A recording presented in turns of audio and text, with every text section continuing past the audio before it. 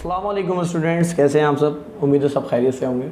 So students, आज हम discuss करेंगे चैप्टर नंबर 2 में है प्रोसेसर को। तो सबसे पहले प्रोसेसर के बारे में आपको बता दूंगी। एक ऐसी चिप होती है जो कि कंप्यूटर सिस्टम को कंट्रोल कर रही होती है, यानी कंप्यूटर सिस्टम को हैंडल कर रही होती है। विदाउट दिस चिप आप किसी भी कंप्यूटर सिस्टम को इस्तेमाल नहीं कर सकते। अब इसके हवाले से मैं अगर बात करूं, ये मदरबोर्ड में अटैच होती है और मदरबोर्ड एक ऐसा बोर्ड जहां पे आपको देखेंगे कंप्यूटर सिस्टम की तमाम चीज़ें इंटरनली ज्वाइंड है और वो ही बेसिकली कंप्यूटर का बैकबोन है जिसकी वजह से कंप्यूटर जो है चल रहा होता है। अब उसकी कुछ ख़ास यूनिट्स होते हैं। देखा जाए प्रोसेसर के, तो हमारे पास कंट्रोल यूनिट होता है, हमारे पास अरिथमेटिक एंड लॉजिक यूनिट होता है और हमारे पास जो है रजिस्टर्स होते हैं। तो सबसे पहले कंट्रोल यूनिट के हवाले से हम डिस्कस करते हैं कि हमारे पास कंट्रोल यूनिट क्या होता है। A control unit is a collection of a circuit that regulates the flow of information in the CPU.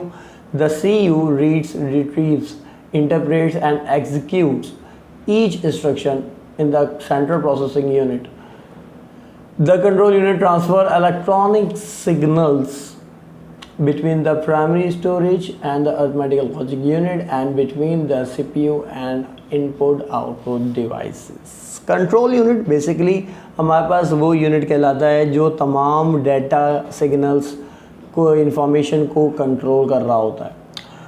अब ये करता काम किस तरीके से है कि कोई भी इनपुट डिवाइसेस के ज़रिए, यानी जो भी आप डाटा एंटर करते हैं लाइक कीबोर्ड से, माउस से, तो उसको सबसे पहले वो मेमोरी यूनिट के ज़रिए वो आगे फॉरवर्ड करता है CPU को, प्रोसेसर को, और उसमें अरिथमेटिक एंड लॉजिक यूनिट जो है उसको इंटरप्रेट्स कर रहा होता है, एग्जीक्यूट कर रहा होता है, उसको हासिल करके उस पर वर्क कर रहा होता है, प्रोसेस कर रहा होता है। उसके बाद फिर उसको उसका रिज़ल्ट देता है। मिसाल के तौर पे अगर आप कंप्यूटर में 2+2 लिखते हैं तो उसका आंसर आपको 4 मिलता है। तो उस सबसे पहले जो है वो कंट्रोल यूनिट वो उसको हासिल करके फिर उसको आगे फॉरवर्ड करता है, ALU को कन्वर्ट करता है और उसके बाद फिर वो आगे उसको इंटरप्रेट करता है, यानी उस पर प्रोसेस करके उसको आंसर निकाल के देता है। सेम ऐसे ही अगर हम अरिथमेटिक एंड लॉजिक यूनिट के हवाले से हम बात करें कि arithmetic and logic unit is the responsible for performing all computation needed, यानी कोई भी कंप्यूटेशन होती है या कोई भी कैलकुलेशन होती है तो अरिथमेटिक एंड लॉजिक यूनिट उसको परफॉर्म कर रहा होता है। Through the processor, this is the main block in the processor and most important function is that it accepts the data. यानी अरिथमेटिक लॉजिक यूनिट बहुत इंपॉर्टेंट जो है यूनिट है बेसिकली CPU का, जो कि डाटा एक्सेप्ट करता है और इसके बगैर कोई काम नहीं हो सकता। Perform of the operation and then present output to the other units inside the processor. तो जितना भी काम हम परफॉर्म कर रहे होते हैं स्पेशली फॉर अरिथमेटिक, तो अरिथमेटिक एंड लॉजिक यूनिट पे परफॉर्म किया जा रहा होता है और फिर उसके ज़रिए फिर हम आगे उसको रिज़ल्ट दे रहे होते हैं।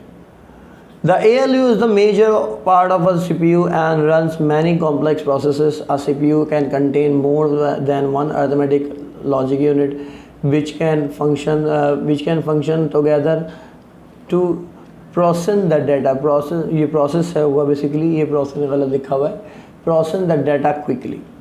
यानी कई CPU में तो हमारे पास ये ALU जो है वो एक से ज़्यादा होता है ताकि जल्दी जल्दी डाटा प्रोसेस हो, और कुछ CPU इसीलिए इससे ज़्यादा फास्ट होते हैं। Registers are very small memory location inside the processor that are responsible for holding the data to be processed. A CPU can have several registers which perform various functions. Register basically छोटी छोटी memory chips होती हैं जो कि ALU और control unit के साथ मौजूद होती हैं किसी भी प्रोसेसर में, जो डाटा को टेम्पररी सेव भी करती हैं और उसको आगे प्रोसेस भी करती हैं। सो उम्मीद है कि आपको ये क्लास समझ में आई होगी। इंशाल्लाह नेक्स्ट क्लास में हम इसके आगे फर्दर जो है वो स्टडी करेंगे। Thank you so much. अल्लाह हाफ़िज़।